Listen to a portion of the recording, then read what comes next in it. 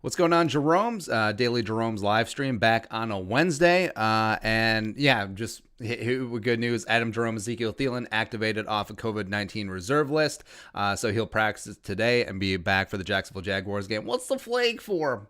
Now, pretty lucky that the Vikings got by the Panthers without Thielen, but is what it is. Still counts. I just had sex. Damn straight. So, got a bunch of questions to get to. Also, we're itching to get that Thielen video out, so we'll get to that. But, Skolene, did Joey Slye miss that field goal in the second half that the count is made? I thought he did. I think he did as well. Also, so check out our Teespring store. Links are down below. Cyber Monday sale still going on. Use promo code Jerome.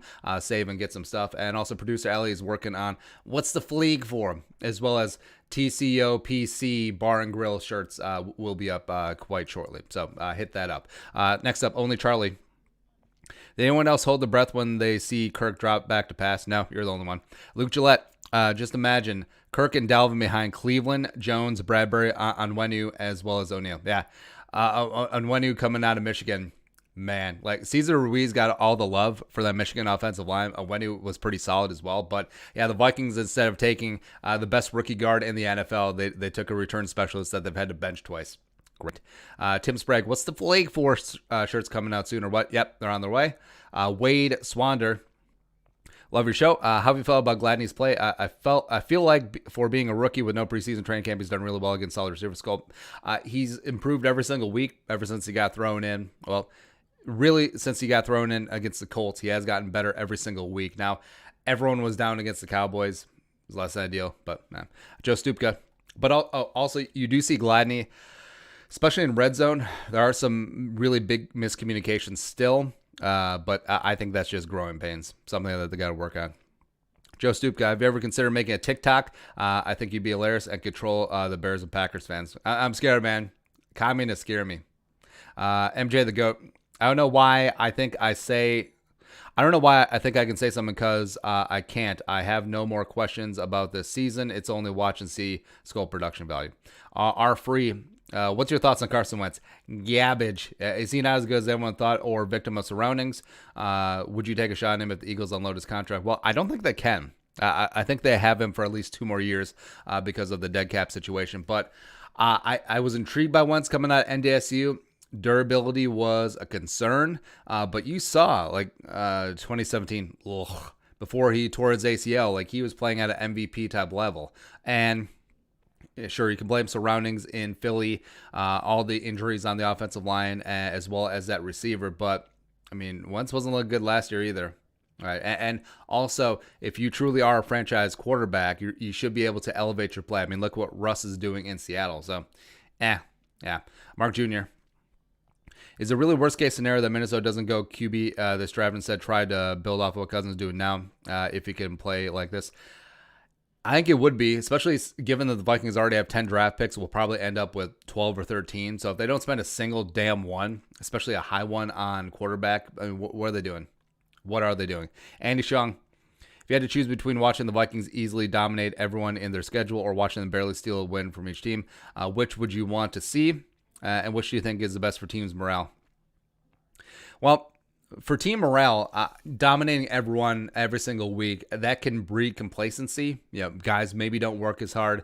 They don't put as much time in the weight room or the film room because, things are so easy. So, maybe we'll skip this workout. Maybe we'll stay out late with some fun company. You know what I mean? But for me, I mean, yeah, it would be great to see just a domination week after week. But also, one of the fun parts about sports is just everything on the line, one play. It all comes down to this.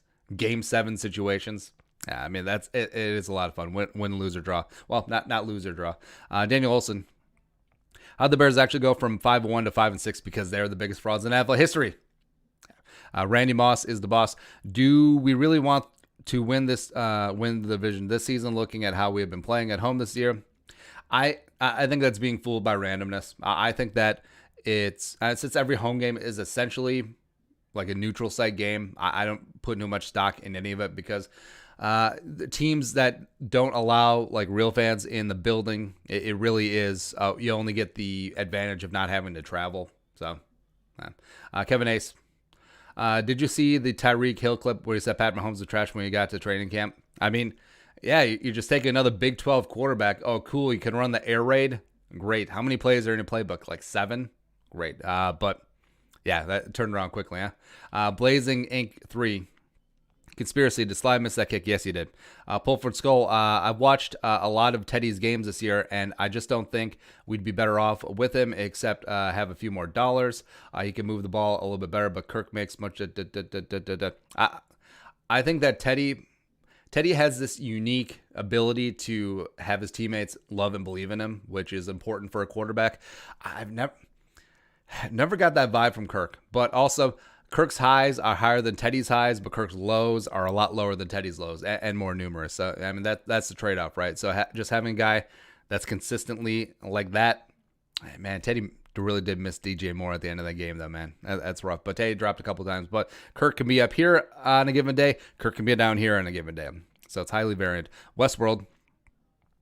I wonder who had most say in the KJ Osborne pick, Maloof or Rick. Well, generally what happens is coaches will have some input. Like they won't have the final say for sure, but they can also have some input, especially if the scouting department and Spielman, like it's pretty close between player A or player B.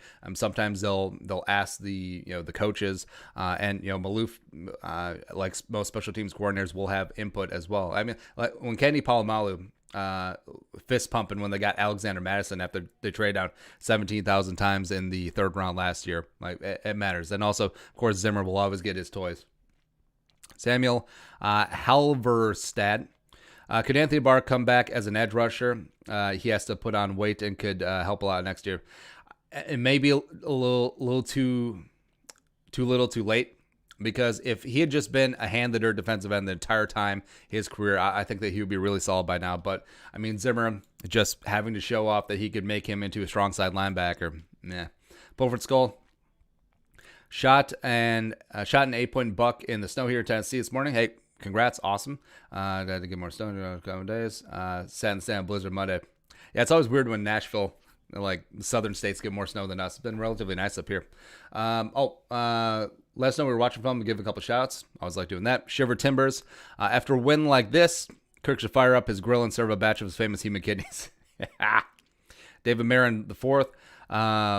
What are your thoughts on Andy Dalton and the Cowboys this Thanksgiving? Also, happy almost Merry Christmas. Hey, almost Merry Christmas to you too. They were bad. After Zach Martin went out with that injury, it was over.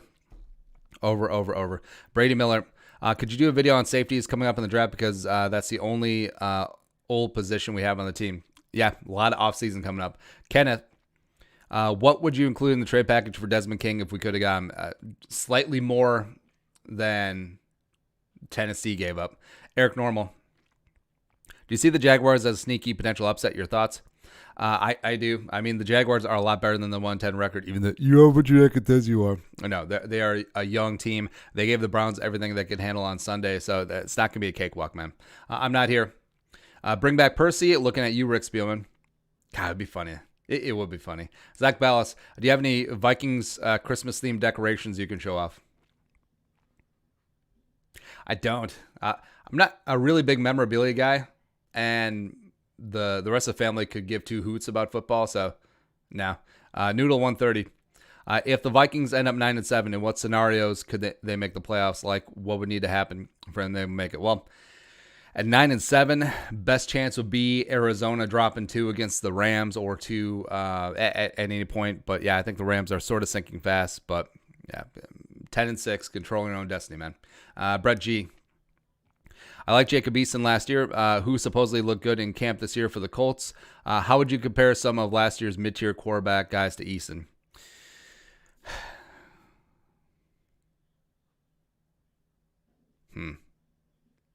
I would probably put Purdy in the Eason category, probably a little bit below. Purdy, I think maybe Ian Book. Maybe if teams can get by the fact that he's 6 foot tall, he's super intriguing to me. I would put Ritter above him. I put Desmond King, not Desmond King. I would put Derek King above him. I put Kellen Mond above him, even though Mond played like ass on Saturday. Yeah, that's about it. Tomahawk 10. Actually, we should do a big board of 20 quarterbacks in 2021. That'd be a lot of fun. This time, shout out Wolf Point, Montana. Shout out.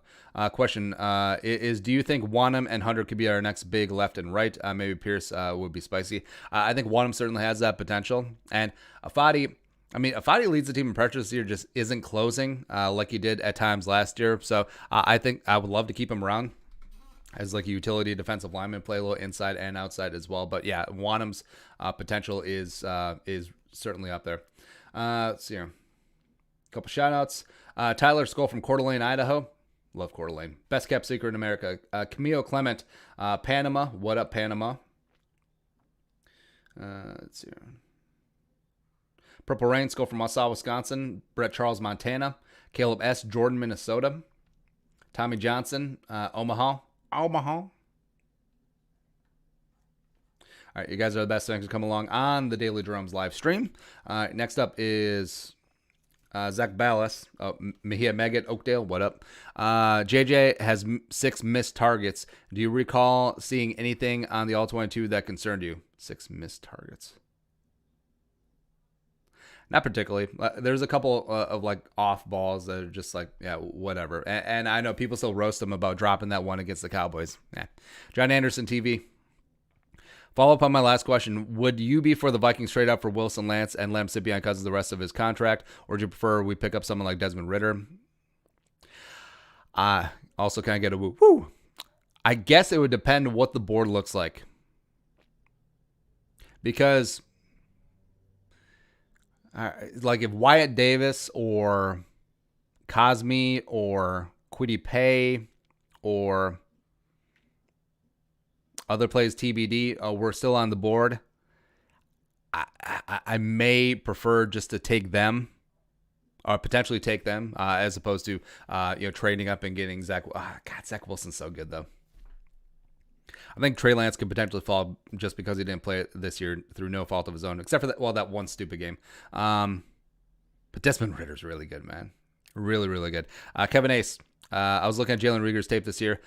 He's actually a stud, but Wentz doesn't look for him. Yeah, Jalen Reagor, man. I know I'm getting flack because I preferred Reagor to Justin Jefferson, specifically for the Vikings, but I'm okay being wrong. Trust me. But I still believe in Jalen Reagor's talent. Just that, man, the offensive line and Carson Wentz have been absolute garbage. It is really rough, but he's going to be supreme talent if he can stay healthy. Morgan Cook. What record are the Cards finishing with does allow us into the playoffs? I think they'll probably finish at 8-8. I do. Yeah, man, as much fun as the Hail Murray was, God, it would have been nice if that game went the other way. Mark Jr. If the Texans got rid of Charles Omenihu, should the Vikings sign him? Yes. Yes, I really liked Omenihu coming out of college. The pride of Texas. He could play inside, outside. And if the Vikings do make that move to a 3-4, or at least some elements of it, he would slide in at that 5-tech. Plus, he was leading the Texans in pressures for a while. And then J.J. Watt overtook him. But yeah, super talented dude. Skull Viking 1040. Hey, Adam, love your show. Matt. Been watching since you have 5K followers. Well, you should. I wanted you to know your thoughts on a couple options on the line. Could the Vikings cut Riley and move Ezra to left tackle, draft a left guard, and keep Jones a right guard the following year? I think that's unlikely. I think they'll hang on to Riley Reef, probably even at another pay cut. But yeah, I think the Vikings are pretty amorphous of who they can add an offensive line. If it's a left tackle, great. If it's a guard, great. So I'm perfectly fine with that. Mihai Megat. Do you think Cook will get less touches because Kirk is playing so good? Probably not. I don't think they'll just overwork him just to overwork him, but I think he certainly will still get the work. Folds right in the wall. The defense seemed to have a good game. They only allowed 1 touchdown, but what happened on that last drive? Well, one big shot. Yeah, I haven't rewatched that one yet, but yeah, one big shot. Yeah. Sometimes the other team just makes plays. Ben Weatherly. Vikings need to sign a free agent defense tackle or immediate. There's no guarantee. Pierce will play next season. COVID opt-outs could still be a thing. Oh, yeah. Didn't even think about that. Well, the vaccine will be here, so yeah. And also, if he opts out again, Evan Kisconaway, is Minshew back this weekend, or are they starting Mike Glennon again? They're starting Glennon, which I'm frankly much more happy about because Gardner Minshew, he's got some dude qualities, man. Like if the Jaguars punt on Minshew, I wouldn't mind picking him up as a backup. Kyle Allen, do you think if we draft a quarterback, Kirk would be a good mentor, or would we cut him? Well, none of those. I don't think the Vikings will cut him at this point. I don't know if he'd be a good mentor or not. I think it maybe just be kind of a cool relationship, and cool, not like cool like awesome, but cool like cold. Like Favre, Rodgers, like Montana, Steve Young. Like I don't expect an Alex Smith, Pat Mahomes relationship between Kirk and whatever young quarterback TBD. Westworld, name your 3 biggest draft misses. Jefferson. Well, let's see here. Let's go back and think. All right, yeah, so Jefferson, but also I still claim victory over that one because I still had him high on my overall big board. I'm okay being wrong there. Let's see.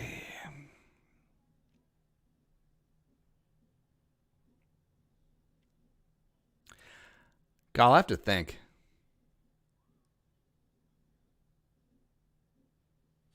Of a guy who I just thought was going to be a stud or a guy who I thought was going to be bad. And then they just balled out. I guess I questioned A.J. Brown. But, it's not really anything major. Sean Sebastian, you should do the fan reaction videos more. You get 10 times more views. If I were Vikings beat, I would hire you over Gabe Henderson 6-9 times in a row. Gabe Henderson is not. I don't know who Gabe Henderson is, but cool. Thanks, man. Pretzel Boy, Marcus Sherrill's one time. Also, is Chad, Jerome, Ezekiel Beebe earned wide receiver 3? I mean, he had a good game, but also what's amazing once you watch the All 22, that was a design call for Beebe. Like everyone else was running interference underneath. Yeah. So Gary Kubiak obviously has a soft spot for Chad Beebe. Man. Like that play call was just as much about Kubiak as it was about Beebe. It's awesome. But I would have BC and Beebe play a little bit. Yeah. Evan Kisconaway, have you seen Cook's merch? Oh, with like the Cook logo? It's pretty sweet. Randy Moss is the boss. Here is the dream story. The Vikings win out and get the 7 seed, beat 2 seed, win in the divisional NFC champion, the Super Bowl, and the Vikings and Chiefs, but this time Chiefs are favored. That is a dream. Or Steelers. Either way, the Vikings have a lot of opportunities to righting some wrongs back in the past. Austin Anderson. Although, yeah, well, the Dolphins? Dolphins and the Raiders, too. I mean, yeah, sometimes you get so bogged down in the NFC that you forget what the AFC is looking like for the playoffs. All right, so right now, Browns, Dolphins, Colts, and the wild cards. Ravens and the Raiders knocking on the back door. Oh, people do not want the Patriots in. Like I understand that they've been rough this year, but it's Belichick in the playoffs. Anthony Anderson, prime Percy Harvin or prime Sidney Rice? Percy, man. Like Sidney was solid. Really only had one good year in 2009, but that's much more the Brett Favre effect. But Percy was ridiculous. I mean, peak Percy Harvin was just amazing, man. Just amazing. And also, like, we fans always just wrote off Percy as just an a-hole, just as a malcontent. But then when you find out that he had been suffering, you have a lot more empathy. And also, you just wish that he was playing now, man, when there's a lot more understanding about mental health issues. He could have got the help that he needed. And just imagine how good Percy Harvin would have been if he was in the right spot, if he was actually getting sleep, if he was actually in a good place mentally. But yeah. MD, random opinion. Tajay Sharp return punts. I don't know if he's ever returned a punt. So I would put BC back there. I think BC's had some experience at Colorado State returning punts, but hear me out for a second. Should the Vikings take a wide receiver with a first round pick if one of the top O-line guys aren't there? Well, so, since I'm always on team BPA and the board always comes out a little funny, because I mean, Jamar Chase will probably be gone by the time the Vikings draft, but I don't know what's going to happen with, say, Waddle or Smith or Marshall or Bateman. Maybe Rondale Moore even works his way into the first round conversation. So, I mean, if the best guy on the board remaining is still is a wide receiver and you can't trade out, sure. MD, would you go back into the draft and pick Kamal Martin over Troy Dye? I think I would, because I feel like he's usually missed a tackle. Yeah, it was disconcerting watching him not wear gloves, but man, Troy Dye is a dude. So he was a 3-year captain at Oregon. He played in the Rose Bowl with a club on his hand. So I do believe in his talent, but it is going to take a little time. I think that his career trajectory is going to be that of Eric Wilson, because remember, Wilson came in, great physical talent, but couldn't always make the tackle at the point of attack. So I think that is just adding size. I think you can do that. But Kamal Martin right away just came into a great situation and was an extreme talent. But I think overall Dye's ceiling is still a lot higher than Martin's. I think Martin's floor right now is higher, but also I think his ceiling is relatively capped. Joe Stupka. So I did a mock draft simulator. Don't send me the mocks. We'll do a video for mocks. Blazing Inc. 3. Madison or Boone for second back. I like Boone more. Mike Boone's PFF grade is better than Aaron Jones. Mike Boone's played like 6 snaps though. Flanny. Hi Andy, just want to say hi. Me alive, you respond. I love the content. Skull. Shiver Timbers. How are we going to stop James Robinson? We don't. Kevin Ace, if Bama wins the national championship and Mac Jones threw for like 5 touchdowns, do you think he'll be a top 5 to 10 draft pick? I don't know. He doesn't have elite physical traits. He does deliver a nice deep ball. Arm talent isn't up there in the stratosphere of a Trask or Lawrence or Fields or Lance or Wilson. But he is a tough kid. He is a good leader. He is a good distributor. But I always feel like players in this situation where they're surrounded by tons of talent on the O-line as well as weapons that are going to be playing on Sunday, I feel like that knocks them back just to a degree if they're not completely dominant. Although Jones is looking really good this year. I think it is Jones and Trask in the Heisman race. I don't think he would sneak into the first round. Maybe. I think right now he's probably pegged as a second-round pick. M. Gasconaway, would Alexander Hollins be a good punt return? I don't know. And I don't necessarily recall him working in camp as a returner, but I could be mistaken. But Free could just move to the NFC East one time. Could dominate the division for the next 10 years easy. You never know, man. I mean, the dominance of divisions vacillates pretty easily. Because remember, it was like 10 years ago that NFC West was garbage. And now look at it. Oakview. DK really felt at the end of the second. Yeah, man, that's rough. Plus the wide receivers taken in front of him, like Andy Isabella and J-Jaw for the Eagles. That's rough. I think people just overthought it.